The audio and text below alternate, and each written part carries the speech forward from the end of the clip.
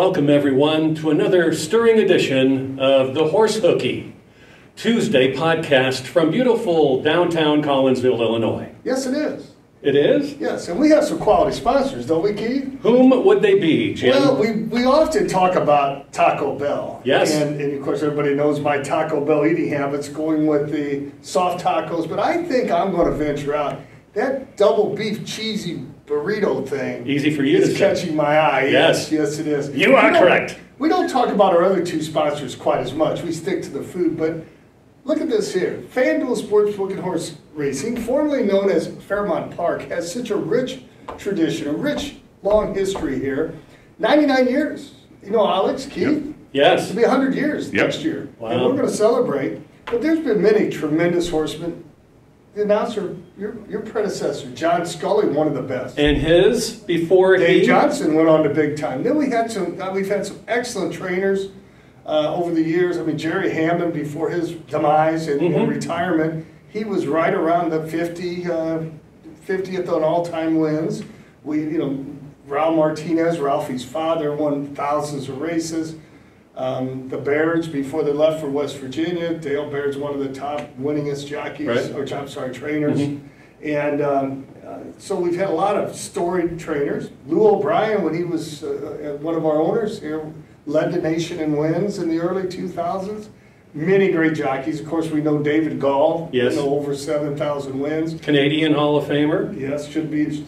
Put Gall in the Hall here in the United States, too, is what I say. Would be nice. Gall in the Hall. Absolutely. And, Shane Sellers and Mark Guidry really got their starts here. So, we had a lot of just tremendous horsemen, people involved in this program, and what a rich tradition, in 99 years of it, and next year's the 100th year. Yep. We never talk about the Illinois HBPA, which is Horsemen's Benevolent and Protective Association. Yes, I got that. And we do a lot. Keith. What do you do? What are some of the duties? Because I have the hat upstairs. I forgot it because I was pressed for time to come in here. I have my new banana microphone holder. That is a nice stand. I'm preferring the sugar holder myself, yes. But we are very resourceful in that. Alex and Keith, thank you for that. High rent district. Nothing but the finest, Clark. We don't have time to talk about all that the Illinois HBPA does for the horsemen as a whole, and specifically the workers on the back stretch. Right. We provide support from medical, health and medical, clerical if people need help. It's too many to enumerate. No, we provide services from social activities too, and it's too many to enumerate. But, we have a lot of programs back there and support the workers on the backside and the owners and trainers also. And we're proud of what we do back there. We're looking forward to servicing more when things get really growing here and expanding and going back to the old programs we had and increasing those. So we've got some very good sponsors. Locally owned Taco Bell's in Troy, Columbia, and Waterloo. FanDuel Sportsbook and Horse Racing, the Illinois Horsemen's Benevolent and Protective Association. Speaking of our sponsors in race number 1, don't we have a familiar name in race number 1 as part of the owner on the 6th? Could you maybe check that out for me? I think I saw John Maroney on the 6th. Exactly. Sure does. He's a partner with another man on this horse, and Steve Manley's his trainer. And I actually picked the horse to win, not because John Maroney is well, obviously you didn't know, so that cat's out of that bag, I'll tell you. Yeah. Hey, let's talk about Saturday a little bit. I've got the overnight here. I did briefly look at the past performances, and it's a decent, I think it's going to be a pretty good card. Decent numbers. There's 5 6-horse fields. We can live with that. That's fine. 1 8 and 1 9, but there's 3 allowance races, allowance optional claiming races, and those look very competitive. I'm in one of them with Bureau. But I think we're going to have a really nice card Saturday. I might just stick around. I usually spend my weekends in Chicago. I'm entering 4 tomorrow for Chicago. But this is going to be a nice card Saturday, and the weather is predicted to be beautiful. So nothing but sunshine and about 70 degrees. So tomorrow we might have to dodge some raindrops, but we're going to be here and see how our picks do, Keith. I think it's going to be very nice tomorrow. We'll be at the tail end as we get started. Track conditions, this thing pretty much dries out quickly, and they'll work it. They'll work it probably first thing in the morning, maybe come in overnight since tomorrow is a race day. And I'm looking for it to be starting out at least good. It's not going to be muddy or sloppy or sealed or having to do any of that because they're going to work it. and all the rain's going to pass out, I think, by the time we all get to work in the morning. Let's go to the card if you want to. Field of 6 for race number 1. We have fillies and mares. These are maidens, $12,000 the purse. And who do you like first in this race, Jim? Let me comment on this early daily double. I thought these two races were wide open and difficult to handicap. I don't know how you saw it, Keith. We'll get into it. But so when situations like that come up, I look at hot trainer and the hot jockey. And so I came up with a Steve Manley, Juan Molina double. So I picked Graceful Scarlet in the first. I like that horse. Horse is talented, coming in from California. Had a race up in Chicago for $15,000. Now comes down here. Like I said, picks up the services of Juan Molina, who's won 8 already this year. We talked about it. He won 12 all last year. Had a hard-working winner, and now he's already won 8. Manley's having a solid meet. Seems to be really heating up here in Chicago. So I went with the 6, Graceful Scarlet, backing it up with the 4, Dixie Rag, and the 3, City Shack. Well, you left Redheaded Stranger. No Willie Nelson fan is you. This first race looks very interesting. Tour de Port, I don't think you can forget along the inside rail. We welcome Frank Reyes back into the jockey colony. A tough group for her, no doubt about it. Redheaded Stranger, like I mentioned. We'll see. Start number 6 for her this season. Gets the top jockey on. I look for this one to maybe run away from these. We'll see. I'm going to use her in my top 4. City Shack, Victor Balin, third outing from here. Been overmatched pretty much. This is a big drop, so City Shack. And careful how you say that. City Shack. We could really make something out of that one. And I could say it. I could say Shitty Shack, but or Shitty Stack. You're the one who needs to be careful tomorrow. It's okay. No one's listening to me. It's all right. Speaking of listening, Keith. What about it? What are we doing wrong in this podcast? I understand our viewership was 500 and something week 1, down to a couple hundred week 2, and then last week 3, just under 200. Tell your friends about it out there. Pass the word. We need to get it up. Yes. Get the numbers up. Hit the subscription and like button. Yeah, and watch it several times if you need to, Cynthia, so we get the numbers back up. Oh, I'm sorry. Anyway. Leave my girlfriend out of this. Leave my girlfriend. I gotta tell you something about Cynthia before this is all said. Okay, all right. Hey, race 2. What's happening to race 2? I'm not quite sure at all, but seems as though I should know about it. We have Baseball Politics. A winner was 2 races back. We have $10,000 claimers, non-winners of 2024 in 2024. So catches a very interesting group. I thought maybe eclectic. I went to the 1, Baseball Politics, on top with the 3, You're in Corey. Third start of 2024 for this one. Then the 4, Crankshaft, a venerable starter over these grounds for Mr. Martinez, and loves to run thirds and fourths and seconds, so not really a great win candidate with some speed in here. Seminole Beach looking to get longer. MCAR the Fast, I think, can be any kind of sort. He's the plotter of the group. Hasn't won in quite a while. That's what I'm saying. Speaking of winning, this is an interesting condition here. It's non-winners in 2024, 10,000 claiming, but 8,000 and below doesn't count in the eligibility. So I also picked Baseball Politics and Hot Trainer, Hot Jockey combo, as I mentioned previously. But this horse has a win already this year up in Hawthorne for a 7,500, beating Crankshaft in that race. So here's the non-winners of the year, but that didn't count because it was under 8,000. So Steve wanted to get another out into him, and should be ready to roll over this track now after 2. Third off north. The layoff, yep. Certainly. Yep. Who'd you like? I picked Baseball Politics, and I backed it up with the head of the game. This is a pretty nice horse. It's been over 100,000. Scott Becker, Charles Ritter owned. Yeah. And the horse a little better going along, but early in the year, as well as Scotty does off the shelf, Scotty Becker, that I think this horse can pick up some pieces. And I threw You're in Corey also on the bottom, third finish. Third race coming up, we get into the maidens. There's a couple in this. $4,000 maiden claimers, 3-year-olds and up. We have a field of 8 listed to go. Remember, we have a field size bonus. 8 or more will get you a certain extra thrown in the pot That's courtesy. an extra 2,000. That is for this group. So, maybe a $10,000. and we appreciate that to no end. We have a bunch of droppers in here. The 1 drops, the 2 drops in class, the 6, 7, and 8. And you have a couple who are right next to each other in the gate. I sure do, and that's why I want to tell the story on Cynthia. I hope I get some of that added money. Cynthia owns, her offspring farm owns 8 May, and she happened to ask me as I was leaving the house on my way down here for the taping, did you pick our horses? And as you guys know, I'm a man's man. I'm only afraid of a few things, you know, heights. Bees? No, brown recluse, spiders, and Cynthia. That's about it. You know, it's a short list. Penguins? So, not penguins, no, just heights, spiders, specifically brown recluse spiders, and Cynthia. That's about it.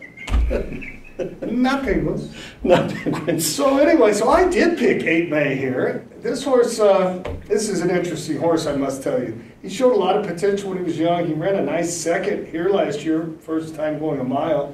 I took him up to Chicago, ran him a couple times, and unfortunately, 2 days after his last race last summer, he was involved in a trailer rollover accident on Interstate 55 coming south. He was banged up pretty good. He's healed up. He's sound. I tried him a couple times up there at Chicago without success, but we've changed a couple things with him. We believe he's going to run a little better for us tomorrow, so I put him on top. I think the horse to beat is the dropper Durango Chrome. Frankie Randazzo, horse was claimed last year for $62.50. Was close a lot last year, and is that what you had? That's what I did. You picked Durango Chrome. I went 7, 8, 2, and 3. I threw Neat Tide in. Let me tell you something about Neat Tide. I wanted to ask you about the Yvonne Miller runner. And that's Yvonne is the daughter of my excellent groom Gregory Miller, and this horse, if you notice, has run on nothing but poly and turf. And he's really kind of taking to the dirt pretty well down here. Look at that last workout, 36 first to 12. This horse might really surprise us on the dirt. I think he needs a little more ground than 3/4. He might need 2 turns. But he's really taking to this deeper dirt surface. And I think he's going to be part of it too. You know, it's not a monster bunch. The competition isn't that great. So I wouldn't be surprised if my 2 aren't right there, and I think I've got to outrun Frankie with Durango Chrome. No doubt. Neat Tide also piqued my interest because of that last work as well, be it only 3 furlongs. But what do you get out of 3 furlongs just for a bullet? Would you just want to see them just get out and stride out and very much be involved what they're doing and take an interest? Is that it? You get a little fitness out of it, especially if you let him gallop out strong, obviously. But you can really sharpen a horse up and get him keen on, you know, add some speed to him and really some interest in running. And I like to see a sharp little 3 furlong breeze close to a race like this. So. And drops down to 4. So, you know, went 5,000 last out March 22nd and really wasn't involved for some reason. And we'll hope that things turn the corner tomorrow afternoon. Program likes 2, 5, 7, 8. I like 7, 8, 2, and 3, and you go with 175. Of course, I leave yours out. Oh wait, not the one. No. No, I'm leaving Jim's out. It's a thing now. Whenever I leave out his horses, I really like Dennis's Pride, who romped on Saturday Derby Day out here. So I figure I'll just wear his hat. I'll bring it down next time for the next time on in a couple of weeks.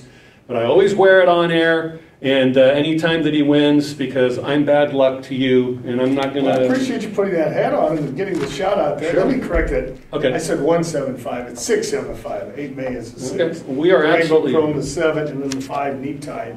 You mentioned next time you're here in 2 weeks. You're not going to be here next Monday. I'm not going to be here in 2 Mondays. Tomorrow, the next 2 Mondays? Next 2 Mondays. Like I said, I felt naked when he wasn't here a few weeks ago, Alex. I may not be here next Monday, so we have some capable replacements. We'll come in. The podcast will go on, with or without us, Keith. I'm entering a horse tomorrow for next Monday in Indiana. Whether he gets in or not, we don't know. But what's the condition you want there? Non-winners a 2 for Indiana breds. The horse won first asking over there, off to the races. And I think he's got a chance to, if the race comes up like I think it will, I hope it goes. I think he's got a big chance to make it 2 in a row. We'll certainly watch that on, I almost said TVG, but I'm not going to say TVG, on FanDuel Horse Racing Network. We'll do that. Third race again, 7, 8, 2, and 3. There's a field of 8 in that race. We go to the 4th race. Jim, how do you see it? I'm going with the top horse, Expressor. If you recall, that was my best bet. Yeah. Opening day, he did win. Now he's third off the layoff. He's not facing that much tougher. I think he's my best bet again tomorrow. Expressor, I think he's got to beat Kenny Jansen. The Gavilski horse there running for cash. Claimed 4 times in a row at Oakland. Pretty popular in the claim box down there. I'd say went from 12-5 to 20 to 10, and then, you know, 30. Picked him up. So yeah, he's got some ability, but I think the one breaks out again and goes on. This horse is really sharp. This is a talented young horse, and 1, 2, and I threw the 4 in. Granddaddy Longlegs for third. 1, 2, 4. Expressor is going to be my best bet. I think the 4 Granddaddy Longlegs is always tough to back up a win, no matter who you are or where you are running. Especially here with the claimers, no matter how high up, could be 10,000 or the 12.5 allowance optional claiming level like we have going here. But I went to the 1 Expressor. I left running for cash. Got to show me first out over this track. Even, I don't care who you are, except for the St. Louis Derby 3-year-olds. I think a long shot tumbler for me is Mapache G, Victor Santiago, in for a tag of 12.5. I believe he has a shot in here. Got to be right around 10 to 1 to step it up for a win bet. But I'm going to put this one underneath with the 6 Blue Norther on the far outside. Good to see Emmanuel Giles survive that fall up at Churchill, was it not? Yeah, I believe it was over at Churchill. Went down hard. Thursday or something like that last week. All right. Notice Expressor, they'll keep attacking, ran right behind Expressor and came back and won last Tuesday. Unfortunately, I picked Keep Attacking last week. Unfortunately, that was my only winner. Oh, wow. You, on the other hand, Keith, go ahead. I don't know. I was doing pretty well. Anytime I can get, Alex will attest to this, anytime that you can get maybe 4 outright winners, that's great. But I look at stuff underneath and what prices that I like touting. Alex has brought in some big long shots over the last couple of years. And so that's what we always try to do. I don't like talking about favorites that much because why? Everyone knows that they're the favorite. Everyone knows their top, connections and stuff. But sometimes you can't go around it. So try to back them up with a couple of prices. So we move into the 50-cent pick 4. Now we're going to the 5th race coming up. All right, 5th race, we have 6 furlongs, maidens, again, straight maidens, 12,000 maiden 3-year-olds and up. So, a field of 9. Who you like in this? Well, I have to mention that, as I mentioned with races 1 and 2, I thought this was a pretty wide open bunch. Yeah. And a tough race to handicap. I ended up landing on Diamond on Ice. Horse showed a second lifetime start, beaten 11 lengths, ran 4th, but the winner ran off by 9 that day, Spanish Dublin for Ralph Martinez. So I think this horse on a fast track, had a bunch of good workouts before that first race. I think this is a talented little Illinois bred by Brahms. I've had a few Brahms horses. They really try hard and have some ability. And so I gave this one a shot once again, and I thought a tough race to handicap. But I went with the 7, Diamond on Ice, backed it up with the 8, first-time claim for Heather Iron coming back. Ran a nice improved race, second start up in Chicago for Larry Ravelli, and then was claimed out of that race by Heather. And then I brought the 9 horse in there for 3rd, Scotty Becker. Scotty, of course, heating up a little bit. He won 3 on Derby Day. Now tied with Ralph Martinez on top of the standings. Yeah, he had a great... he has 6 wins. Ralphie has 6. And all 3 of those Becker wins came from our grand old maker here at Fairmount Park, FanDuel Sportsbook and Horse Racing, bred by Mr. Stirrups. William Sturts. Yeah, so all 3 of them. Now that I look back, I made reference to the standings. Of course, as I said, Becker, Scotty Becker, Ralph Martinez, both with 6 wins. They always do well early. In fact, they do well in the middle and late, too. Yeah. Steve Manley's having a solid meet. 3, 3, and 3, 9 out of 15 in the money. Seems to be heating up. And who's this Watkins? Watkins doing all right, too. Won 3 out of 7 with the 2nd and 3rd. There it is, right there. Thank you. Gerald Butler's won 5 out of 14. Eddie Esserprice, I wanted to point him out. You know, he doesn't win many races in April and May. He doesn't know why. I don't know why. We don't know why. But I know when he starts winning, he's hard to beat. And he always has a solid year. He's, you know, I always say the Mount Rushmore of horse trainers here at FanDuel Sportsbook and Horse Racing are Scott Becker, Ralph Martinez, Steve Manley, and of course Eddie Esserprice. Well, the Mount Rushmore of trainers. You know how difficult it is to breed your own horse and get he or she to the races. He's just an exceptional horse. He and his wife definitely are the pair. And he just, it struck me last year how many state-bred allowance horses he had that broke their maidens or won their second against Illinois breds. You can make a lot of money if you're one of the last of a few breeders that are in have the passion right now to go out and do it. But you're absolutely correct. He's tremendous. You know, he breaks young horses, not just his, but he breaks all of mine, and he does that on the side, his second job. But they pick out excellent matches for their mares. They have just a handful of mares, and they develop them. You know, he gets horses that are sprinters and route horses, and he can handle them all. Of course, he's been at it for a long, long time, and just put many years of success together. And he's a patient one. There's also another backtrack to this fifth race. 4 of them exit the same last time out. The 1 finished second, Sheba's Pal. The 3, Wicked Gus, finished third. The 7, your pick, Diamond on Ice, finished 4th. And the 9, Becker's horse, Gone Again, finished 5th. So if you could do yourself no disservice by boxing those 4 horses at 1, 3, 7, 9 for $1 for a superfecta, and there you go. Maybe as simple as that. Sometimes you don't even really need a program to figure that out. Sometimes it's that easy, looking at you in the face, and we're 2 dopes that sometimes don't understand what's going on. But I like the 9, 8, 3, and 7 here. Yeah, 7, 8, 9. But like I said, this is a tough race, wide open race. Yep. This pick 4 sequence, starting with the 4th race tomorrow, is a don't miss. And the pick 7, we have a carryover coming up of $7,100 thereabouts, give and take $38 or something like that. So no one's hit it for the first 6 cards. So come on out and let's play it. 6th race. What do we got as far as conditions go?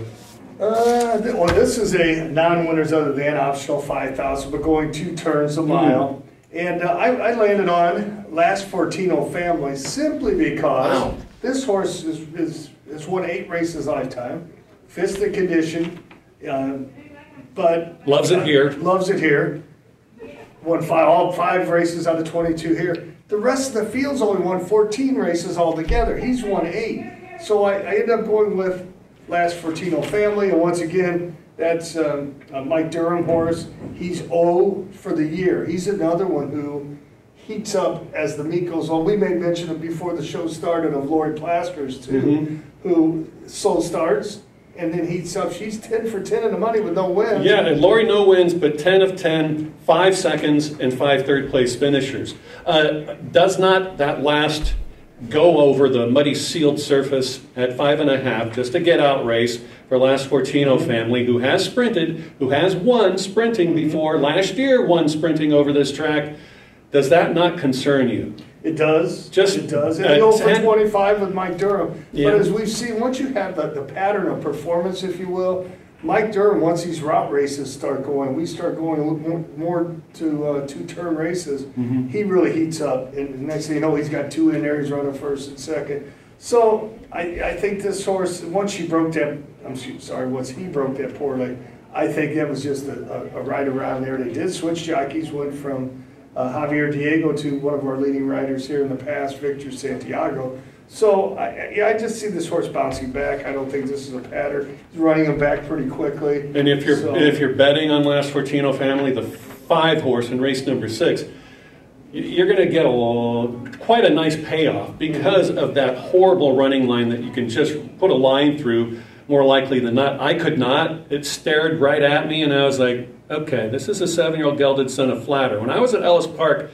Flatter, I think, was like $1,500 for live foal, and now he's like I want to say 6 figures? Yeah. Right around there? I was thinking 40, but no, it's, what a success. And then some of his sons too, Flat Out, and some others that are doing very well. And Flatter's an excellent broodmare sire. What about Heather's impulsiveness, a total late closer going the distance, who won last out, March 24th, up north with Ranieri Arrieta, of course. This is his rider. He picks Heather's horses and will ride no matter what. Never breaks that well, impulsiveness, but just likes to do his own thing and will be far, far back and come running late. And this horse, like she does well, but this horse concerns me in a couple things. Didn't beat a real tough bunch. I think these horses are a little better than he's running against today, or tomorrow, I should say. But also the horse was claimed, and the claim was voided, so it had a little sort of health issue after the race. It's obviously been fixed. It came back with a really nice work. I actually watched that work that morning, 50-4, but it was an impressive work. Finished strong, so I don't see any physical ailments that appeared. Might have been something, but the horse ran on with it and ran a nice race up there. Yeah. Also, you have Santino's Fantasy going along for the first time. Has been over the mile distance and finished third to end the proceedings here last year on closing day, and didn't seem to mind it, but gave it up in the end underneath Bailey Weatherly, sorry about that. And Arrow Strike, Gerald Butler, he's nonstop go early in the meet and mid-meet in bits and pieces, and then late in the meet. So Arrow Strike is one that I think could take him a little bit farther than the rest off the pace. Should be about 3rd or 4th, maybe around turn number 1. Who do you like as far as speedballs going out with this race? Well, I did throw Santino's Fantasy in there for 3rd simply because speed in the rail. I think that Santino's Fantasy is going to break out. And speed going a mile, the rail, speed going a mile is always tough and dangerous. But I do like Arrow Strike. I think this is a pretty nice exacta. Probably my best bet. This is my best bet for an exacta, the 5-2 or 2-5 box here. Okay. And I'm afraid of the 1 a little bit to steal it, though, with that speed on the rail. Well, you hate to see them both do that to Gerald Butler, the trainer, since they're on the same barn. You got to see the 1 going out before the 2. The two sitting right out, and make a run late. With Last Fortino family, maybe mid-pack. Yes. I went 6-2-7-4, and let's get to the 7th and final race. And we have Illinois fillies and mares going at it for a purse. It's going to $26,000 purse with the sign-on bonus of $2,500 with the field size of 10 coming up in here. We got Lucian, the late runner. We got Bar Money coming up. Speaking of a trainer that you like, Bar Money may have a chance with being the 3rd off the layoff for Eddie Essenprice, and I think is a must-use on all tickets. Probably end up going maybe the favorite in this event. Blue Even Score has raced and had that good work, public workout at the $4,000 non-winners 2 level. And you can pick it up from here. Who do you like in this particular get-out race? Well, I like my life and safety, so I picked Cynthia's horse, Too Much Tuesday. Boy, she ran a bang-up race on opening day, didn't she, 3 weeks ago? Yeah. She came running, pinned her ears, and I'm watching that race in the stretch. And that horse really didn't stop, nap a bit. That filly was going on. And Too Much Tuesday just pinned her ears and said, I'm not going to be beaten, and just nailed her at the wire. Won by a length, ran her down, and it looks like 6 furlongs is probably going to be no problem for Too Much Tuesday. She's very talented, came out of the race strong, with a lot more confidence. But Bar Money is one talented little filly herself. 3rd off the layoff, she's had the 2 preps up at Hawthorne. Eddie won a race, he's going to start heating up. That is clearly, in my opinion, the horse to beat when I study my races and look for strategy and things. I also look to see who the horse to beat is, and it's certainly Bar Money. I went Too Much Tuesday on top with Bar Money 2nd. I also like Fergie Attack on the outside, Vance Childers. This horse has really shown some ability, a 4-year-old, had a nice 3-year-old campaign. And Wicked Sky's always close for the John Wainwright barn. Got the hot rider, leading rider, Bendezu. So that completes my superfecta. And you're leaving out the number 1 barn.